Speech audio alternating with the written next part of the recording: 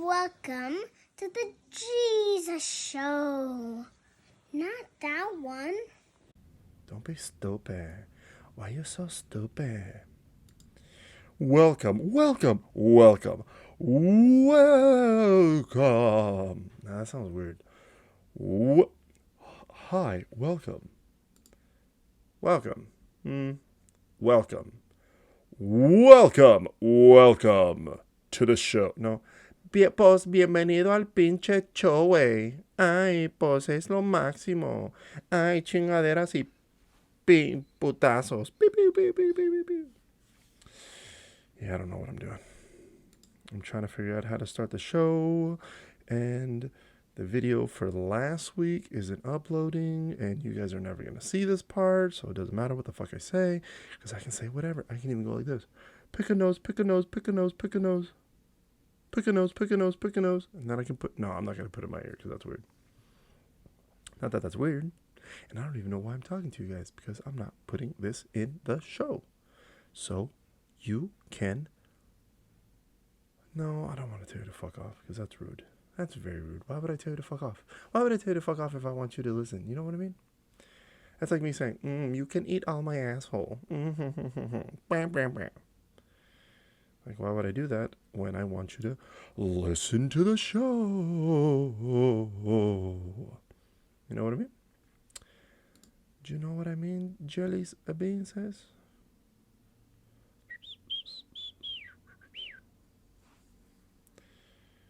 Let's see what's going on. Should I just do the... Ooh, 37 seconds. 38. No, it didn't go up. It went down. 29 seconds. 20. Hey, 20. Clearly, I don't know how to fucking count. Because I went ascending instead of descending. And you guys probably don't know what the fuck I'm talking about. And that's okay. That's okay. That's okay. That's okay. That's okay. That's okay. That's okay. Hey, that's okay. That's okay. Man, this will be the longest fucking opening show thing ever if I actually do the dilly, which I guess I can. And welcome back to the show, everybody. No, let me not start with that. Ready? Here we go. No, you know what? Fuck that. I'm going to keep that in. Hey, everybody. Welcome back to the show.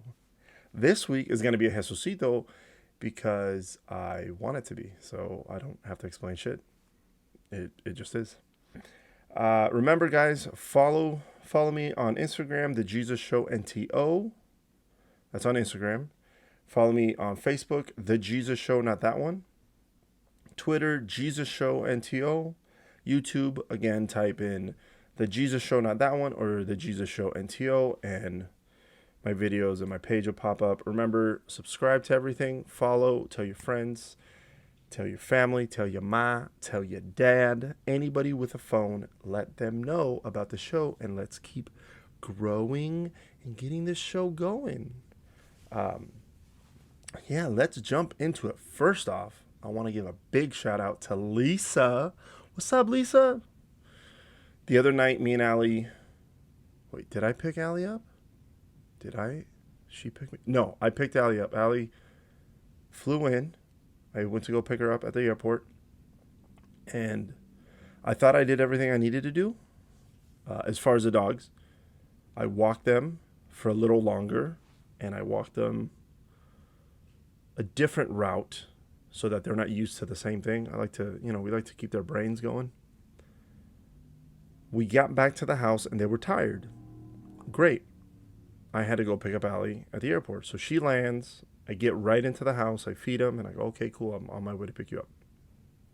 It's really good because we don't live that far away from the airport. I think we're like 10 to 12 minutes away. It's really cool.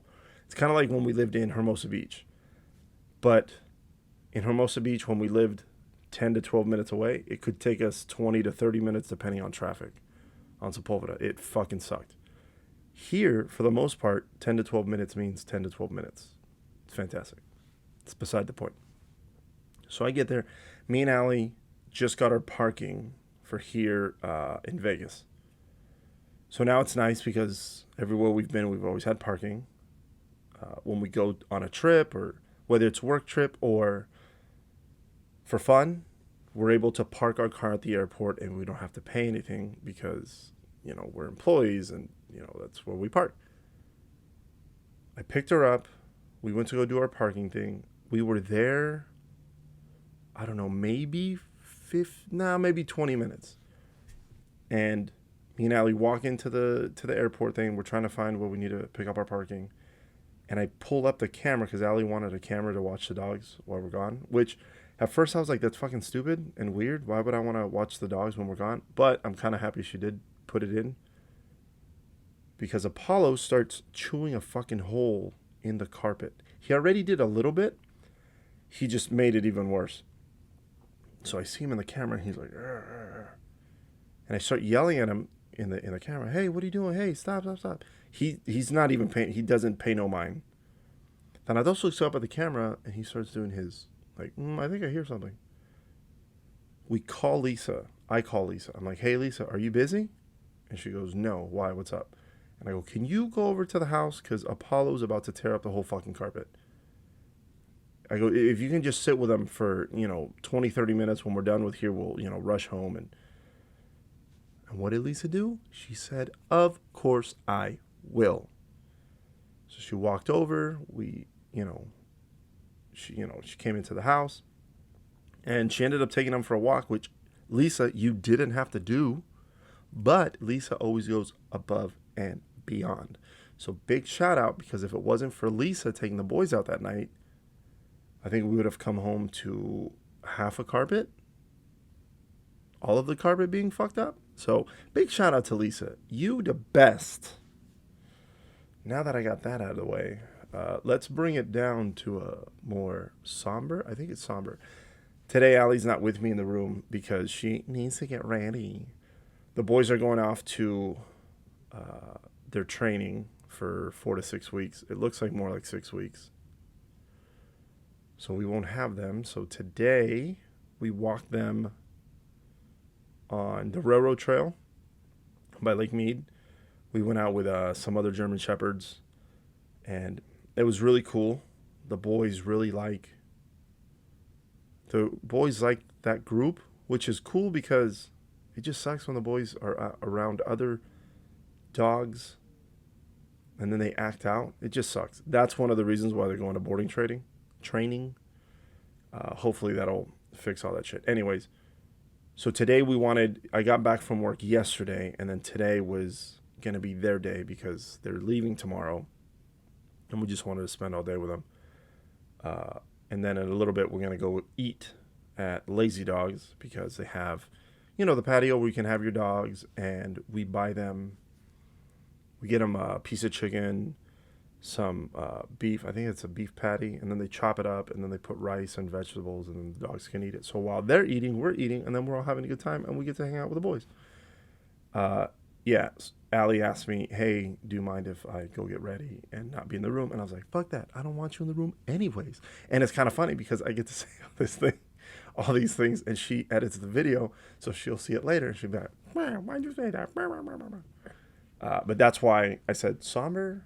So I may question myself a couple times in this episode because I don't have her to correct me, because she's usually in here and she goes, no, you said that wrong, or no, it's this word or that word. And I go, okay, cool. That's what my producer does for me. So the dogs are leaving. At first I was giving Allie a hard time. I told her, why are you getting all, emotional, and, they're going to be gone, but they're not going to be far, and it's only going to be for 6 weeks, and it'll be fine. Like, stop being a little baby, blah, blah, blah, blah, blah.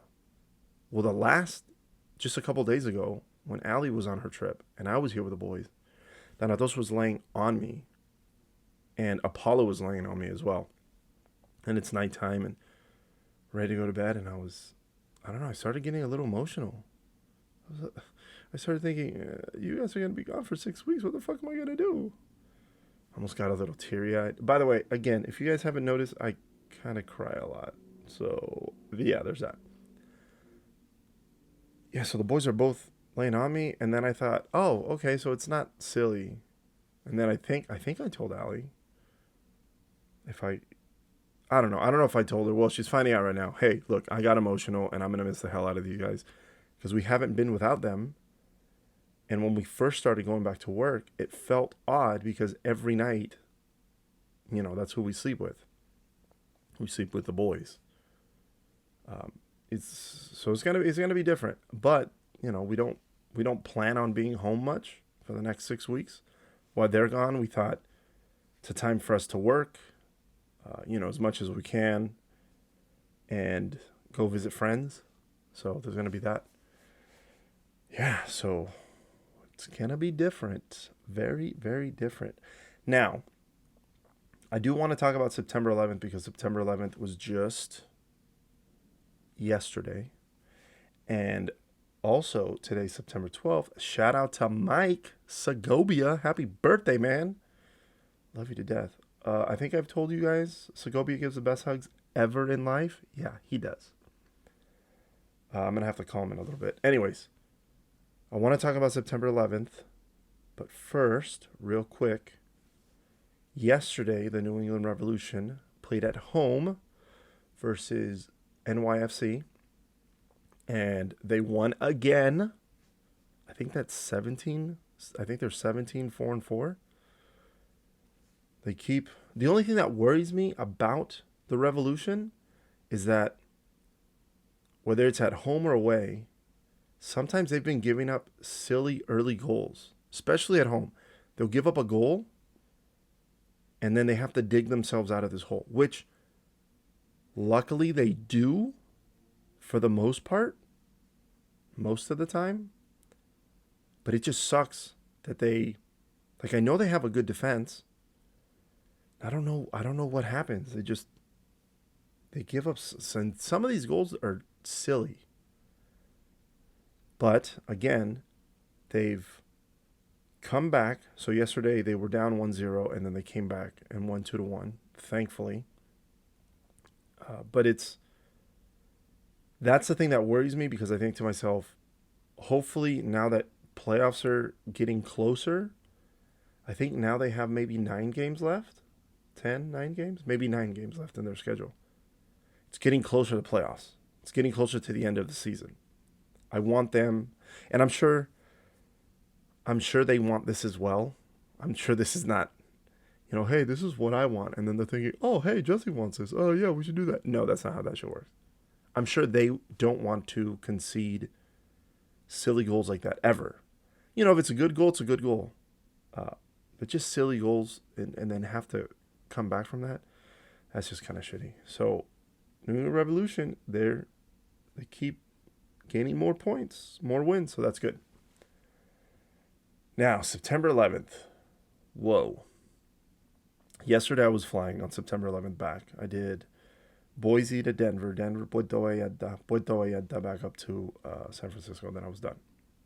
Well, then I went San Francisco to Vegas to get back home, but that wasn't a working flight.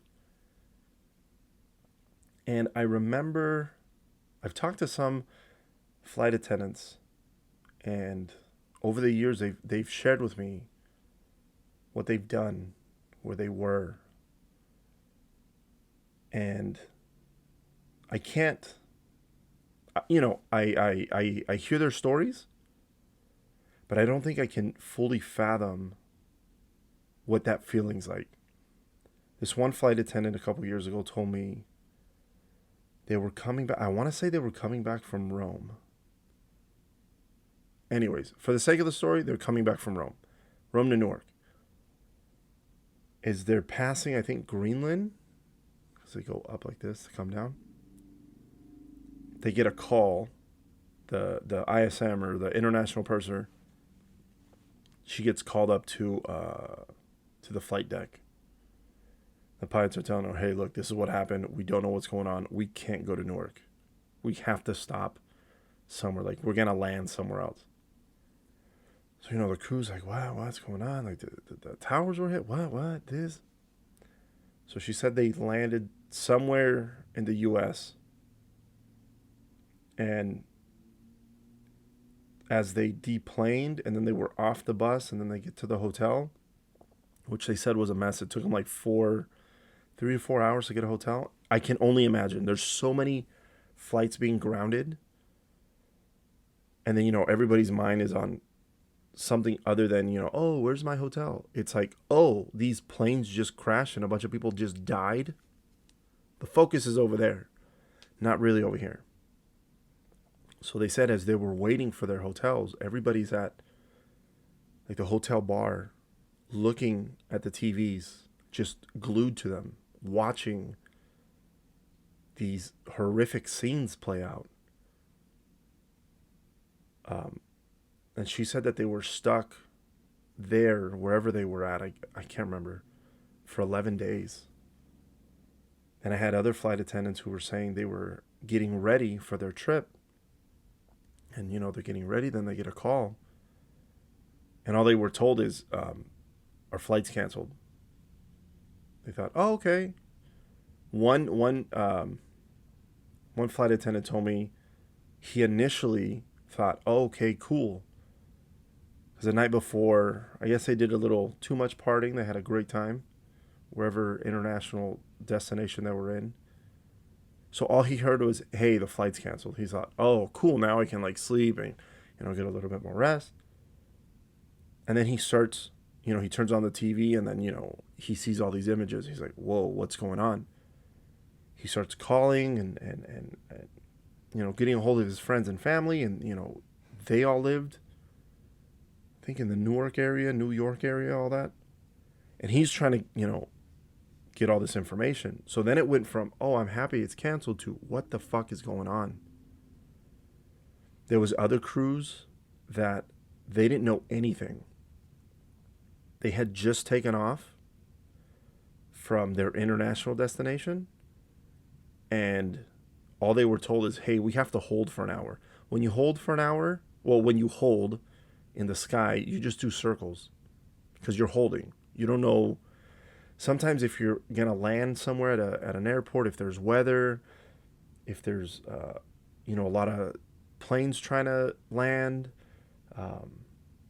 God forbid, let's say there's a plane stuck on the runway for whatever reason, you can't have anybody land, you hold. You're in a holding pattern. I think sometimes it's a figure 8.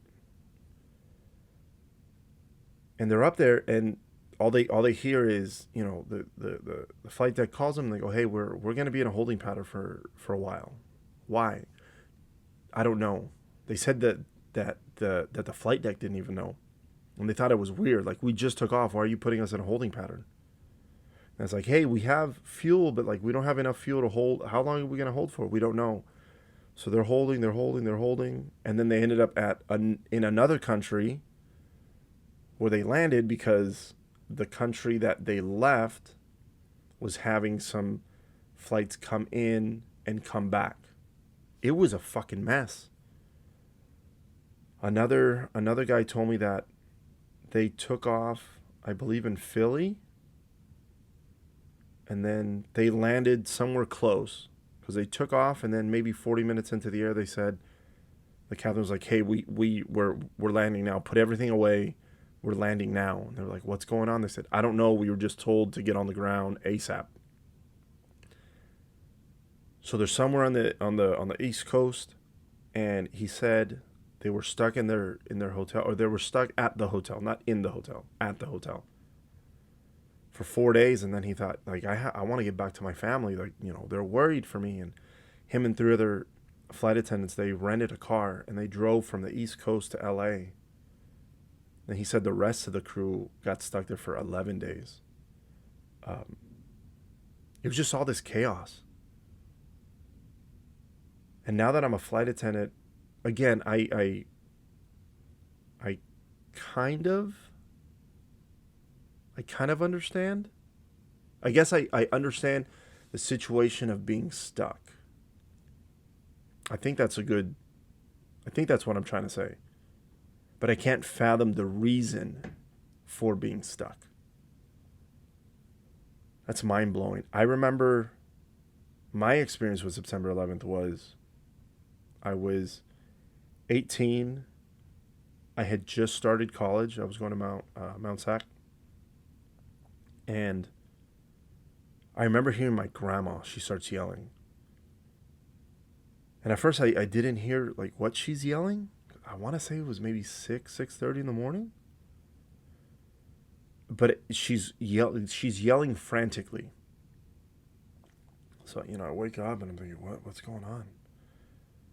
I wake up and I hear my mom telling her, relax, calm down, calm down, calm down. And I remember hearing my grandma, she kept yelling, they're going to kill us all, they're going to kill us all, they're going to kill us all. I was like, what? What are you talking about? And she started saying, they're going to crash a plane into here in LA. They're going to crash a plane here in LA. And I thought, what are you talking about? Who's crashing what planes? Then I see the image. I go to her room and I see the image of the towers, or the one tower. There's smoke. And I thought, what? It says, I want to say it said small plane crash. No, it just said plane crash, World Trade Center. I was like, whoa. I thought, man, I thought it was a mistake, just like millions of other people. In my head, I thought, man, that's crazy. And then I thought, maybe that's why we shouldn't have tall buildings, because planes might miss it. I don't know. I'm 18. I don't know what the fuck I'm talking about. And I don't know anything about aviation, so I know even less. So I go to the living room and I turn it on and I'm thinking, whoa. And I didn't have to be up for maybe another 2 hours. So I'm looking at it and Greg's getting ready for school. I'm thinking, whoa, this is crazy. And then I see the other plane. Boom. And I went, what the fuck? I remember my eyes just got super big. And then I hear my grandma yelling again. They're going to kill us all. They're going to kill us all. They're going to kill us all. And I went, oh my God, what's going on? And then the graphic at the bottom changed from plane crashes into the World Trade Center to terrorist attack. And another channel said America under attack. And I was like, whoa, what the fuck's going on? And then there was, the Pentagon got hit. And then it was Flight 93 crashed into a field. And then at one point I thought, oh my God, they are going to kill us all. What? I started thinking that there was going to be planes flying over all over America, just dropping bombs. I was really fucking scared. I think at one point I was kind of shaking. And then as the day went on, I remember calling my teacher. Did I call? Yeah, I called one of my professors. Again, it's the first week of college. I remember calling, and the voicemail said, hey, class is canceled today. And then I called another professor, and, same thing. Hey, the message said class is canceled until further notice. I thought, okay. I mean, I didn't want to go to school that day because I thought, are they gonna? Is somebody gonna bomb the fucking school? And I was glued to the TV. And I want to say Greg went to school for a little bit, and then he came home a little early. But I remember at one point it was my mom, my grandma at home, and myself. And then my mom left. Her and my grandma left to do something. I don't know what they did. But then I'm sitting in the house in the living room just watching the TV. All these images. And then I remember them saying all flights in the United States have been grounded. And I thought, whoa. Where my mom lives in Montclair, she lives in the flight path of Ontario Airport. If you go outside to the front yard, you're constantly seeing the planes that have taken off from Ontario Airport. I want to say maybe they hit between 4 4 to 6,000 feet at the time they're going up.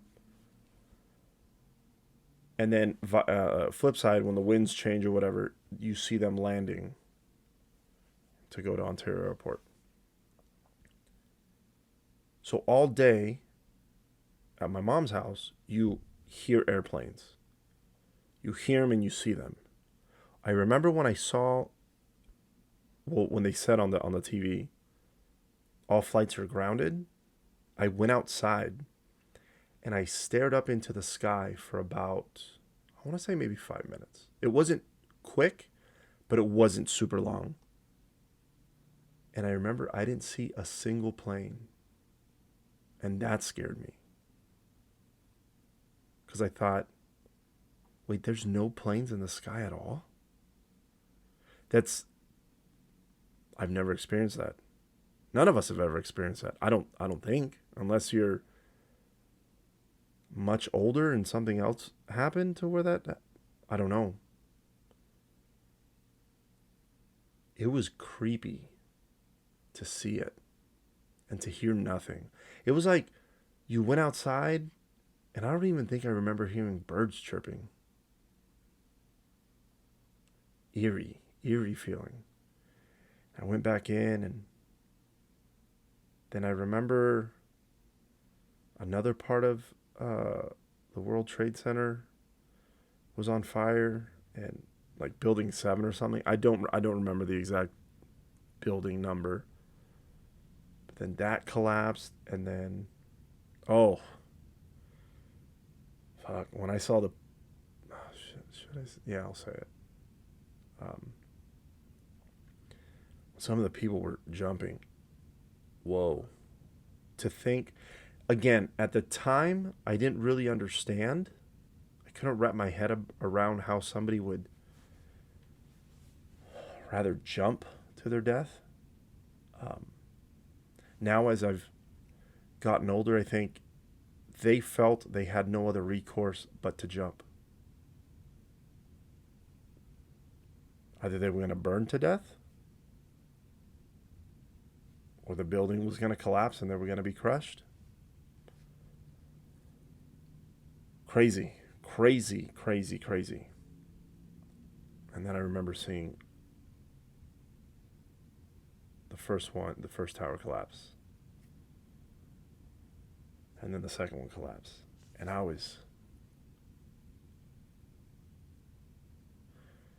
I'm sure a lot of you guys out there felt the same. I don't know how old you guys were, but it was intense. And now that I'm a flight attendant and I fly, I haven't always flown on September 11th. But for example, yesterday, I had a couple passengers that were just fucking assholes. And I thought, how did we go from 9/11, never forget, to, hey, I want alcohol. Yeah, but we don't serve alcohol. Well, fuck you, bitch. Huh? It's a weird turn. It's a weird turn we've as a society have gone to, or that we're at. One of my flight attendants yesterday, we have a program, the airline that I work for. It's called the GS program, Global Services, and it's an invited program. Usually businesses have it, or they're invited, and their employees, let's say, like a head of HR and, the CEO over here and the head of sales, whatever. And I think they can swap them out. Like, you can even have just a regular employee be dubbed as a GS for that trip, just so that they get, the first class treatment and all this other cool stuff. So there was this guy, he's traveling with his dad, and he tells the flight attendant, I want 2 vodkas. And she goes, oh, we don't serve alcohol in the back. He goes, yeah, well, you have it up front, right? She goes, yeah, but that's for the first class passengers. And he goes, well, I want you to go get it for me. She's like, well, that's not how that works. Because that's not how it works. And he's getting angry, and he tells me, and she goes, that's not how it goes. So they start rolling the cart past him. He's like, bitch. She comes and tells me about it. I ask the other flight attendant, hey, what happened? They both tell me, yeah, he called her a bitch. I'm about to go confront the guy. Because in my head, I think nobody talks to my crew members like that. I get very protective. They said, no, don't worry. Like, the one flight attendant who he called the bitch, she said, no, I'd rather write in a report and take care of it that way. I don't want you to confront him because I don't want you to make it worse. And I go, well, I mean, I'm not going to make it worse. I'm just going to let him know, hey, my man, that's not how things work. I wasn't going to go over there all, hot and fiery. I was just going to keep my calm, but still let him know. She said, please don't do that. I said, fine, I respect your wishes. I'm looking his shit up, and he's on our next flight. Of fucking course he is. I talked to the captain for the next flight. I talked to the gate agent. We get a customer service rep, supervisor there, manager. And I tell him, hey, look, this is what happened. It's unacceptable. And the captain was really cool. The captain was like, yo, if you don't fucking want to take him, we can leave him here. And the girl that he called, the passenger that called the flight attendant the bitch, she tells the captain, but he's traveling with his older father. And the captain, great captain, goes, I don't give a fuck. That's not a problem. I didn't decide that he was going to be a dick today, right? He decided that. That's on him. He goes, his dad can go with us. His dad's nice, right? And she was like, oh, his dad's super sweet. Yeah, his dad can come with us. Oh, fuck that guy. But the point was, I just wanted to let him know, hey, that's not how we act. That's not. The captain went to go talk to him. The CSR went to go talk to him. And they were just, because I told him, I said, hey, let him know that I'm not serving him alcohol, whether we have it on this flight or not. Like, I came in, and I think he was more embarrassed. He came in. He didn't ask for anything. Had his head down. Didn't look at us. I mean, said hello coming in, said goodbye leaving. That was about it. But I think there's this. At first, I took it kind of personal because I was like, yo, what? Like, why are you acting up right now? And like, motherfucker, it's September 11th. Not that you should not act up that day, but kind of read the room, man. We're all kind of on edge. It's a fucked up day. You're flying on an airline that lost 2 planes that day. But then as I thought about it, I thought, man, maybe like, I'm sure there's something going on in his life bigger than us that he felt he needed to act that way. And that's how I feel like a lot of problems are, that people, when they come onto the plane, it's not necessarily that they have an issue with us. It's something else is going on in their life, and then they come at us super hot. But it just sucks that it happens, That's really all I wanted to talk about today, because I kind of feel like I just want to give the September 11th story its own thing and not dilute it with anything else. That's why I talked a little bit about some other stuff in the beginning, but the meat of it, I wanted to share that with you guys. Man, I'm sorry this episode is just real fucking downer, right? I promise it'll be better next week, okay? But once again, guys, thank you very much for watching. Thank you for listening. Remember, follow me on all the platforms. You can look at the description. I always have where you can find me on what in there. And once again, thank you for always coming back and showing me love and support. I can't tell you how much I appreciate that. All right. See you next week.